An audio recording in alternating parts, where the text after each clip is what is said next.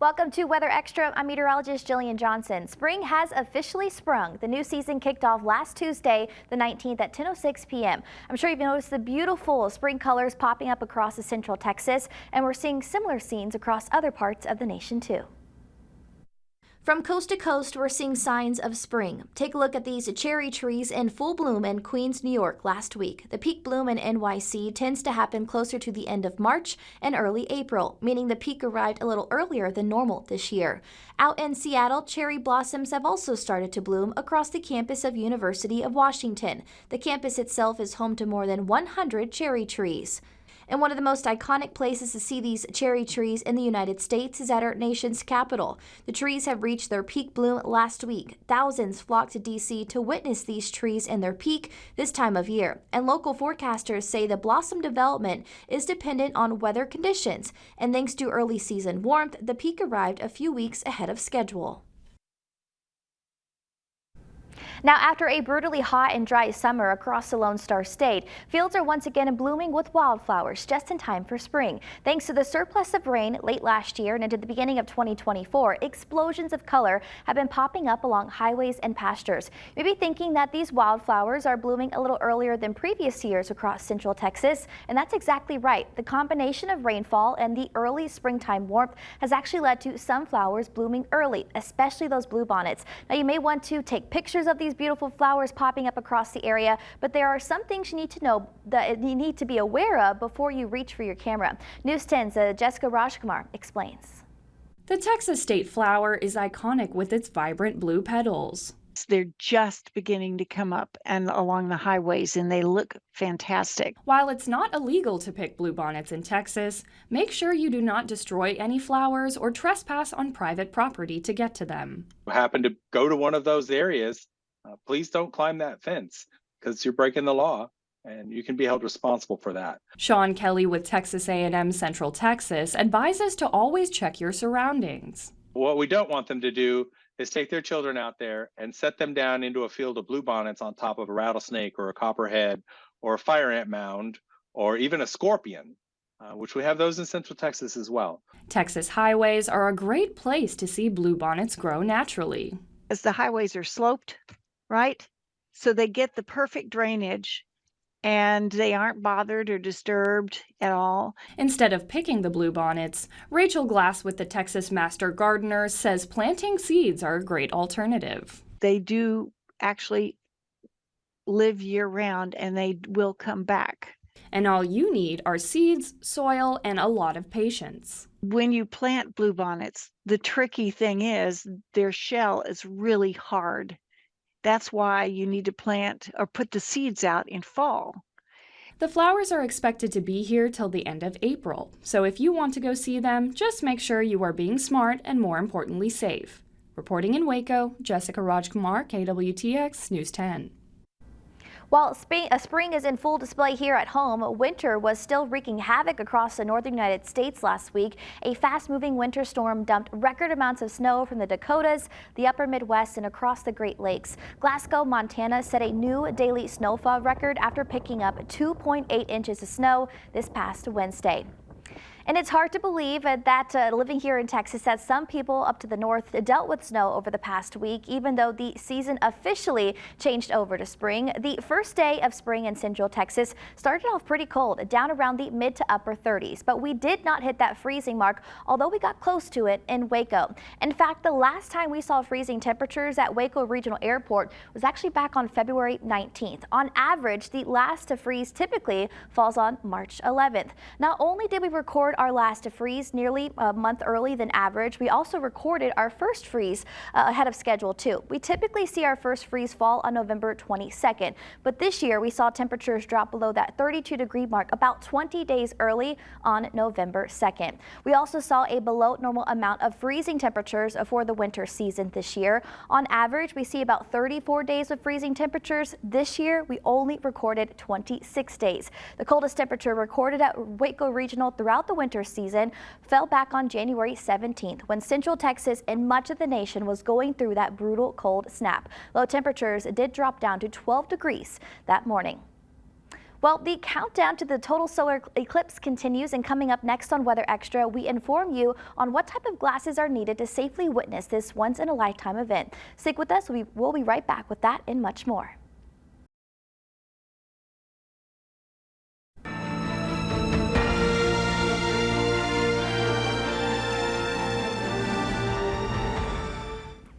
We are officially about 2 weeks away, 15 days to be exact, from the total solar eclipse passing right through central Texas. So time is running out to buy those Eclipse glasses. News 10's Isabella Quintanilla joins us now to tell us more on what glasses we need and what happens if we don't wear the proper eye protection during the eclipse. Isabella?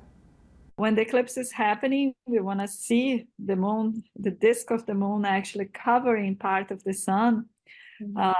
And therefore you would need to look directly into the sun. While we're all excited to watch the total solar eclipse, making sure to protect your eyes is essential. Too much ultraviolet in our eyes will actually damage the detectors, the cones that will allow us to see, and they will burn it. Once that part of your eye is burned from the sun's rays, there is no reversing that damage. The rods and cones and the retina do not regenerate, so you can get a permanent loss of vision and just a central gap in your vision. If that happens, it can get a little bit better with time because there's some surrounding edema, and the edema will resolve, but the cells that were damaged are permanent.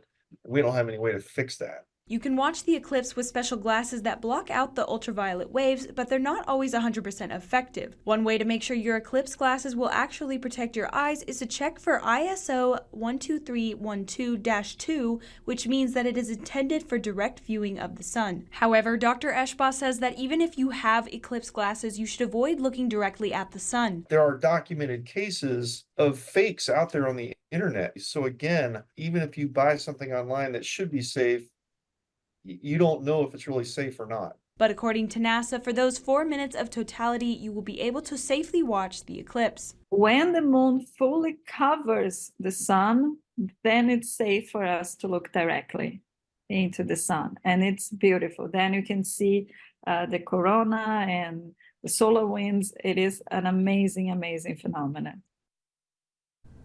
We continue our eclipse coverage now with this week's Degrees of Science with Brady Taylor. Brady talked with NASA about an app that allows you to make weather observations during the eclipse that could help with science research. Here's Brady with more on the Globe Eclipse program. Welcome into this week's Degrees of Science. Today we're talking about a cool opportunity you have to make observations during the total solar eclipse to help out scientists all over the world. Today we're talking with Holly Cole. She's with NASA and the Globe Observer app that they have there. Holly, first of all, thanks for joining us. Can you tell us, y'all's Globe app is much more than just eclipse. What can people see and do inside of that app? Sure. First, thank you for having me here today. Globe Observer is the app of the Globe program, and it's a way for volunteers to provide Earth science data in support of NASA Earth Science and Earth System Science broadly.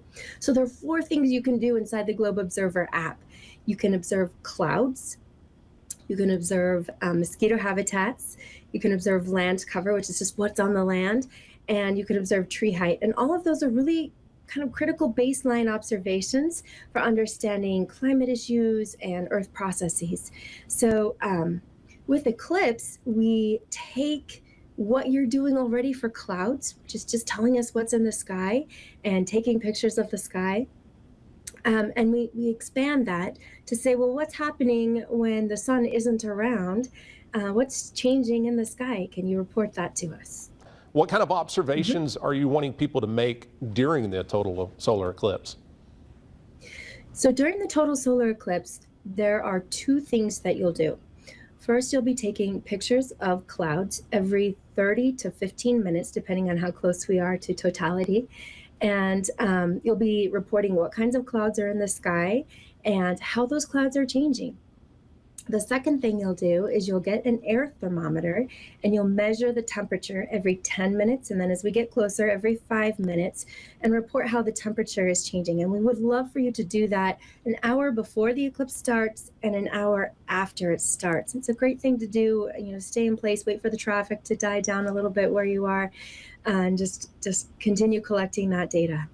So what kind of temperature changes do we see when the sun's blocked during that total solar eclipse time? You know, it varies depending on where you are and what conditions you're in. It will vary based on cloud cover. So if you have a lot of clouds and you're in a more humid environment, you're not going to see as much of a temperature drop as somebody that is in a dry and clear environment. We did see in 2017 as much as a 30-degree drop in some locations, and some of those locations were actually kind of humid, so that surprised us a bit.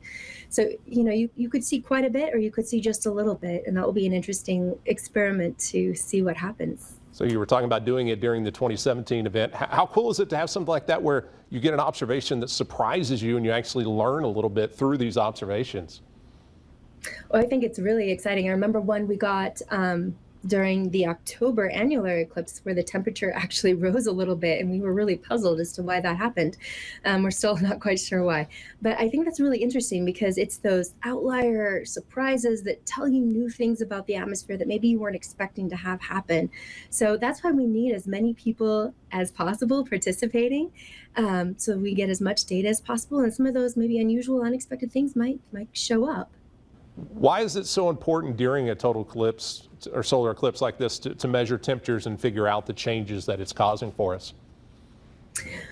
We are using this as a bit of a natural experiment. As Earth scientists, you don't get the chance to take pieces away. You just have to live with what you've got. But during an eclipse, you kind of get to take the sun out of the picture for a few minutes, and you can see what impact that has on atmospheric processes, and that's kind of exciting. So this time around, we are looking at how those temperature shifts change regionally and how climatic regions, so, you know, southwest versus southeast and dry versus humid versus cool versus hot, you know, how those things influence the amount of change you experience when you lose that solar energy. With that temperature drop or dip when an eclipse goes, how does that impact the potential cloud coverage while an eclipse is going on? Yeah, so what people have seen in the past is that you get the puffy clouds tend to flatten out and dissipate. And the reason for that is those puffy cumulus clouds are convective, which means they form from solar heating. So the sun heats up the ground, and you start to see them kind of in the, the air rises and then it condenses into clouds, and you start to see those kinds of clouds develop as the day goes on. And those kinds of puffy clouds that are being directly fueled by solar energy, those are the ones that tend to flatten out and go away, which is a great thing if you're trying to watch an eclipse and you have a lot of those puffy clouds around, is they may go away for you. We have a ton of conversations centered around the eclipse up on our YouTube page. So if you'd like to learn more about the Globe Eclipse program or hear from a variety of different experts about the eclipse, you can scan the QR code right here behind me to watch on YouTube, or you can go to KWTX.com/degrees of science. Weather Extra will be right back. Most people who have access to the internet use it every day in some way. In fact, most of our world now depends on it. CBS's Tony DeCopel sat down with 3 computer scientists who helped create the internet. How do they think it's all turned out? Here's what they had to say. If you've ever wondered about, I don't know, the indoor land speed record or the weight of the Earth, you could, of course, find an answer almost instantly. And you can thank these guys. Do you accept the mantle of founding fathers of the internet? Well, we're three. Not me. Humble as they are, the world as we know it would not exist without the work of people like Vint Cerf, Steve Crocker, and Bob Kahn. Yeah. One of the big issues about the internet is that most people don't really have a good idea of what it is. They know because they help develop the technologies and the software to send data from computer to the whole wide world. Well, I think for a lot of people, the internet is a kind of magic. It's a sort of spirit in the air that brings me information. It's not even a physical thing. The idea that it would go back to any kind of physical wiring connecting this node and that node. I don't think the internet is a physical thing. I think it's the implementation of the internet protocols that's physical. Bob's taking an interesting philosophical view of this. There are descriptions of how the thing is supposed to work, and you have to implement those descriptions in things called computers and routers and things like that. It's the description of how it's supposed to work that's important, so you can keep building new things to work in new ways to make internet even more interesting. That's what allowed their early networks to blossom into a whole universe of interconnected laptops and smartphones and speakers and headsets, all of which changed the way we, and not for nothing, how they get things done. I will look up recipes, will listen to music. Whenever I sit in front of a screen and do a Google search and I actually get something back, it's astonishing. It is when astonishing. you think about all the stuff that had to work for that to happen. These days, of course, a lot of what's happening on the internet is a good time. This was not actually in the program plan.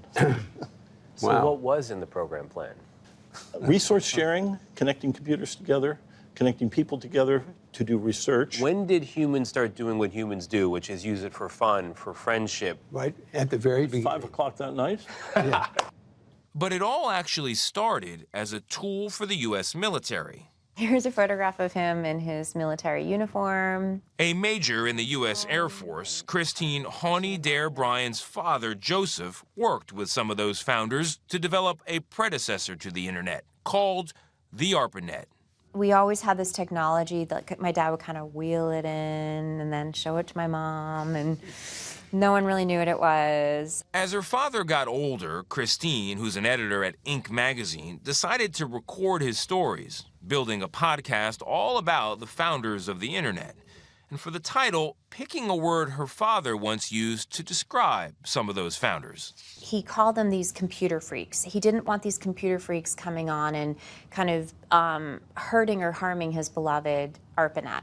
And instead, we had something that was being used for, socializing and finding communities. So he was a purist. Yes. So your father would not have been a fan of Amazon.com deliveries at his door. Oh, he loves Amazon now. Like, how do you? But that's well, those are the computer freaks, Dad. Right. Come on. Net. Do you feel like the internet is a good? Yes. Unquestionably. Yes, absolutely. But for all the ways their work has improved our lives, and there are a lot of them, it's also introduced some challenges for privacy and for personal connection.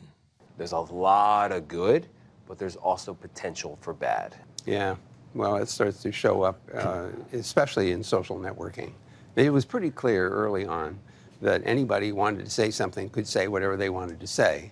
And misinformation and disinformation propagation, that has become much more prominent, I would say, in the last decade.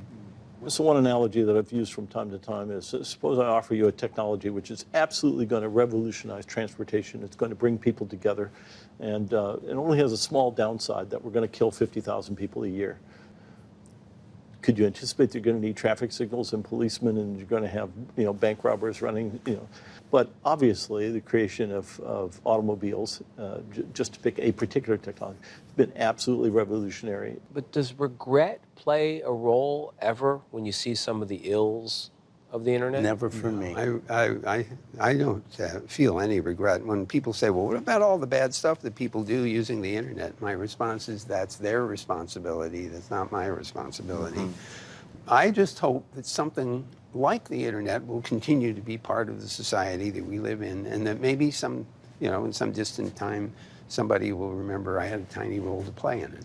You should ask God if he has any regret for creating humankind because of all the bad things that people do.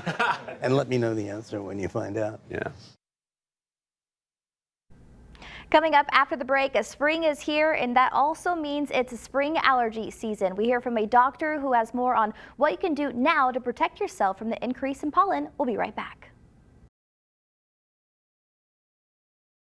Welcome back to Weather Extra. It's officially springtime, and living in Central Texas, I'm sure you are all well aware of pollen being in the air. The CDC says more than a quarter of adults in the U.S. and nearly 1 in 5 children have seasonal allergies. In today's Health Minute, Mandy Gaither has more on what you can do now to protect against those spring allergies. Spring is in the air, literally. With global warming, climate change, we are are seeing these longer pollen seasons that not only last longer but are stronger. Dr. Purvi Parikh with the Allergy and Asthma Network says tree pollen may last through April or May, and then grass pollen will start to peak until June. Then there's dust and mold with which to contend. What I tell all of my patients is start your medication early, right at the start of the season. Parikh says preparing now before symptoms start can help control them. If you have asthma, she says to avoid attacks by getting on preventative or controller medicine early. For allergy sufferers, get on a regimen of nasal sprays and antihistamines, but get ones without a decongestant. So that means without the letter D in it, because it's actually harmful to use that long term, like for allergies. But things like Zyrtec, Claritin, Allegra, those are all 24-hour antihistamines that actually work quite well. Help avoid getting stuffy by using steam inhalation or neti pots to open up the sinuses. Keep windows closed, especially in the early morning at peak pollen time. Avoid going outdoors at peak times as well. When you come home, change your clothes, take a shower so that pollen doesn't go to bed with you, and use dust mite covers in the bedroom. HEPA air purifiers work well for mold and animal allergies, but those air purifiers don't purify everything. For Health Minute, I'm Mandy Gaither. You can always find the most up-to-date pollen count on our free KWTX weather app or up on our website at kwtx.com/weather. That's all we have for you on this week's episode of Weather Extra. We'll see you right back here next weekend.